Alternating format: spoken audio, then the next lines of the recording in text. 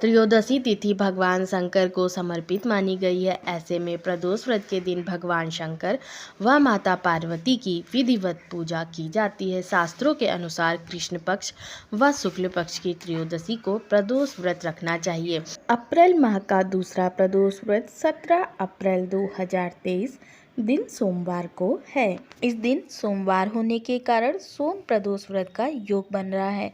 मान्यता है कि सोम प्रदोष व्रत के दिन भगवान भोलेनाथ का रुद्राभिषेक और श्रृंगार का विशेष महत्व है। इस दिन सच्चे मन से पूजा करने से मनोवांछित फल की प्राप्ति होती है, शादी विवाह की अड़चनें दूर होती हैं, लक्ष्मी प्राप्ति और संतान सुख की प्राप्ति होती है। तो आइए जानते हैं प्रदोष व्रत का शुभ मुहूर्त, पूजन विधि, व्रत कथा। मगर उससे पहले वीडियो को लाइक कर दें और अगर मेरे चैनल पर नए आए हैं तो चैनल को सब्सक्राइब कर दें।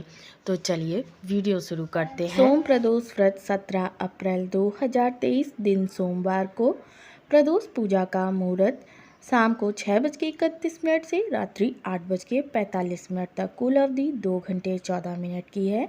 त्रयोदशी तिथि का प्रारंभ 17 अप्रैल को दोपहर 3:46 से और त्रयोदशी तिथि की समाप्ति 18 अप्रैल को दोपहर 1:27। प्रदोष काल का धार्मिक महत्व। किसी भी दिन सूर्य के सूर्यास्त और रात्रि के संधि काल को प्रदोष काल कहा जाता है। जिस प्रदोष काल को भगवान शिव की पूजा के लिए सबसे उत्तम माना गया है, उसके बारे में पौराणिक मान्यता है कि इस काल में भगवान शिव ने विष का पान किया था और नीलकंठ कहलाए थे। मान्यता यह भी है कि इसी प्रदोष काल में देवों के देव महादेव कैलाश पर्वत में प्रसन्न मुद्रा में नृत्य करते हैं। मान्यता यह भी है कि एक बार चंद्र देवता को क्षय रोग हो गया था और भगवान शिव ने उन्हें इससे जिस दिन मुक्ति दिलाई थी वह त्रयोदशी तिथि यानी प्रदोष वाला दिन था। प्रदोष व्रत की पूजा विधि। भगवान शिव की साधना से जुड़े इस व्रत को करने के लिए त्रयोदशी तिथि को प्रातःकाल सूर्योदय से पहले उठकर स्नान ध्यान करना चाहिए।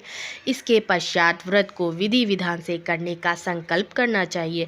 फिर भगवान शिव को गंगा जल और पंचामृत आदि से अभिषेक करने के बाद विधि विधान से पूजन करना चाहिए। दिन में शिव मंत्रों का मनन करते हुए सायंकाल एक बार फिर सूर्यास्त से पहले स्नान करके प्रदोष काल में भगवान शिव का षोडशोपचार तरीके से पूजन करें। कथा वाचन करना चाहिए। इसके पश्चात शिव जी की आरती प्रसाद वितरण करने के बाद सबसे अंत में स्वयं प्रसाद ग्रहण करें। सोम प्रदोष व्रत कथा। सोम प्रदोष व्रत कथा के अनुसार एक नगर में एक ब्राह्मणी रहती थी।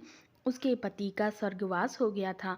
उसका अब कोई आश्रयदाता नहीं था, इसलिए प्रातः होते ही वह अपने पुत्र के साथ भीख मांगने निकल पड़ती थी। भिक्षा मांगकर ही वह स्वयं व पुत्र का पेट पालती थी। एक दिन ब्राह्मणी घर लौट रही थी तो उसे एक लड़का घायल अवस्था में कराता हुआ मिला। ब्राह्मणी दयावश उसे अपने घर ले आई। वह लड़का विदर्भ का राजकुमार था। शत्रु सैनिकों ने उसके राज्य पर आक्रमण कर उसके पिता को बंदी बना लिया था और राज्य पर नियंत्रण कर लिया था, इसलिए इधर उधर भटक रहा था। राजकुमार ब्राह्मण पुत्र के साथ ब्राह्मणी के घर रहने लगा।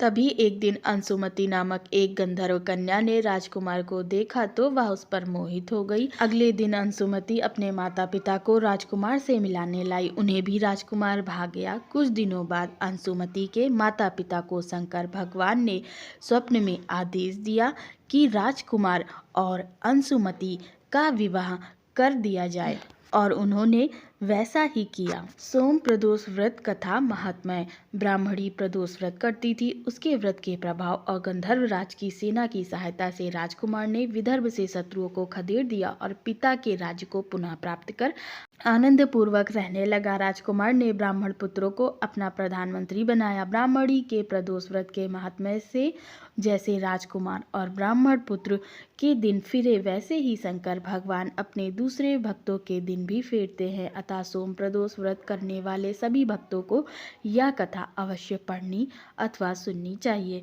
जय श्री कृष्ण।